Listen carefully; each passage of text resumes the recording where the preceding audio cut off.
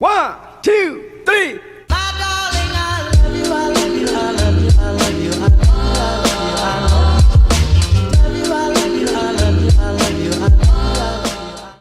Assalamualaikum warahmatullahi wabarakatuh. Di video kali ini saya akan membahas materi mengenai Systems Development Lifecycle sesuai dengan tugas mata kuliah pengantar Sistem Informasi.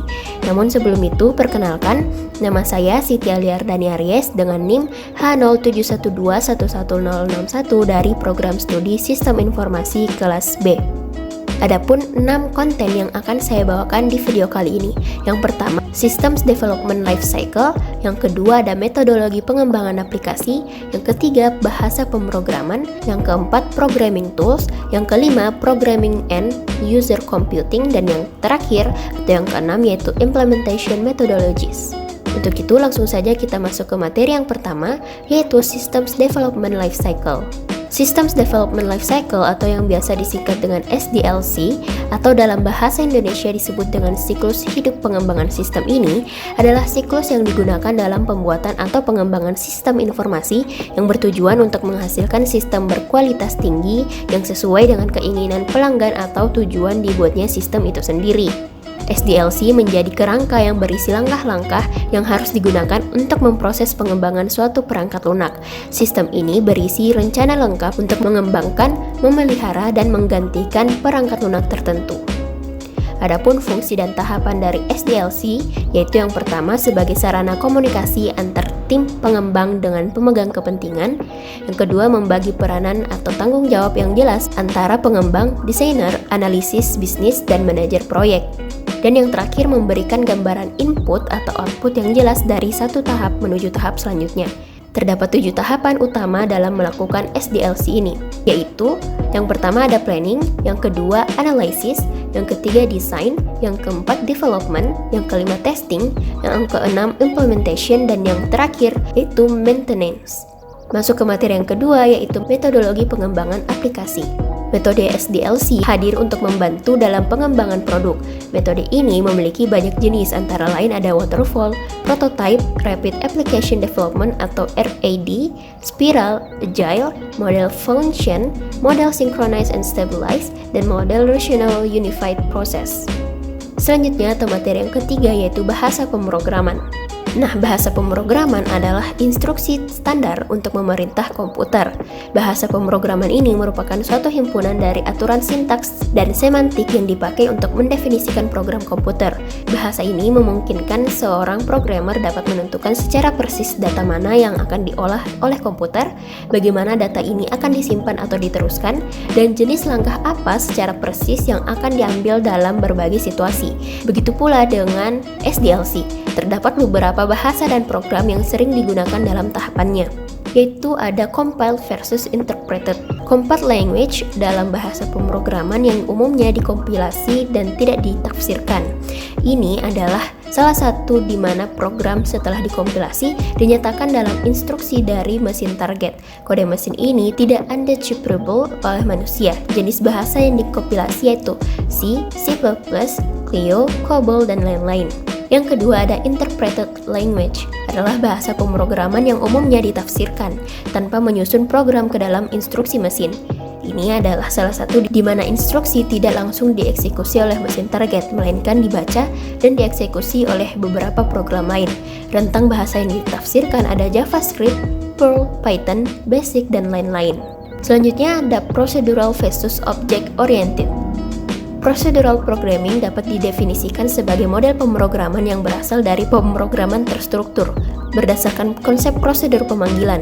Prosedur juga dikenal sebagai rutinitas, subrutin, atau fungsi hanya terdiri dari serangkaian langkah komputasi yang harus dilakukan. Selama pelaksanaan program, prosedur apapun yang diberikan dapat dipanggil kapan saja, termasuk dengan prosedur lain atau itu sendiri. Adapun bahasa dalam prosedur programming yaitu Fortran, Algo, COBOL, Basic, Pascal, dan C. Dan yang terakhir ada Object-Oriented Programming. Dapat didefinisikan sebagai model pemrograman yang didasarkan pada konsep objek. Objek berisi data dalam bentuk atribut dan kode dalam bentuk metode. Dalam pemrograman berorientasi objek, program komputer dirancang menggunakan konsep objek yang berinteraksi dengan dunia nyata. Adapun bahasa dalam object-oriented programming yaitu Java, C++, Python, JavaScript, Ruby, dan Perl. Masuk ke materi yang keempat yaitu programming tools. Untuk mempermudah proses coding, tentunya diperlukan berbagai tools yang tepat. Ada banyak tools coding yang tersedia di internet. Berikut beberapa tools coding untuk melakukan suatu program.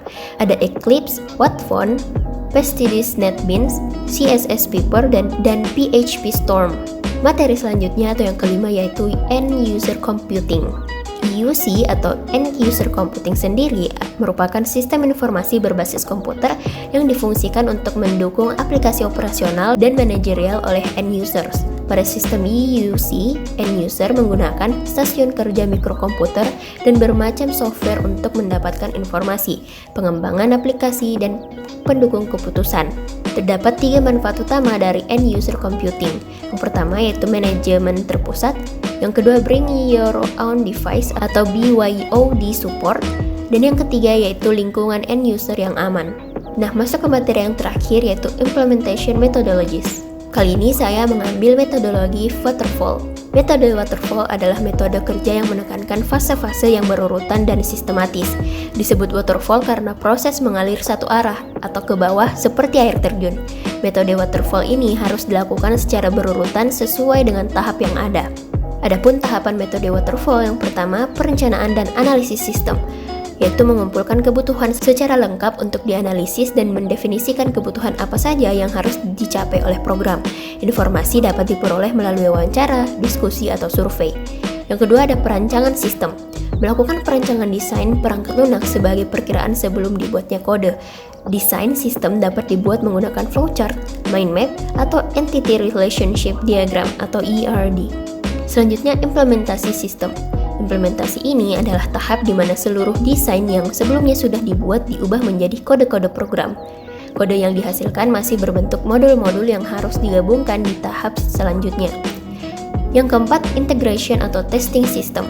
Di tahap ini dilakukan penggabungan modul-modul yang sudah dibuat sebelumnya dan melakukan pengujian untuk mengetahui apakah perangkat lunak yang dibuat telah sesuai dengan desain dan fungsinya atau tidak. Selanjutnya, sistem verifikasi. Di tahap ini, pengguna atau klien yang langsung melakukan pengujian pada sistem. Apakah sistem telah sesuai dengan yang disetujui atau belum sesuai. Dan yang terakhir yaitu operasi dan pemeliharaan sistem. Tahap ini merupakan tahap terakhir dari mode waterfall. Sistem yang sudah selesai dijalankan serta dilakukan pemeliharaan. Pemeliharaan berupa memperbaiki kesalahan yang tidak ditemukan pada langkah sebelumnya. Adapun kelebihan dan kekurangan dari metode waterfall ini. Yang pertama kelebihannya yaitu memiliki proses yang terurut sehingga pengerjaan dapat terjadwal dengan baik dan mudah. Yang kedua, cocok dengan sistem dengan kompleksitas rendah atau predictable. Dan yang ketiga yaitu setiap proses yang dilakukan tidak dapat saling tumpah tindih. Dan yang selanjutnya yaitu kekurangan dari metode waterfall.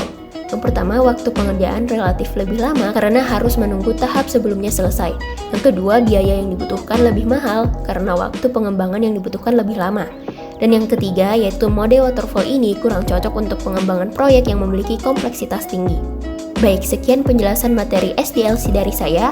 Kurangnya mohon dimaafkan dan wassalamualaikum warahmatullahi wabarakatuh.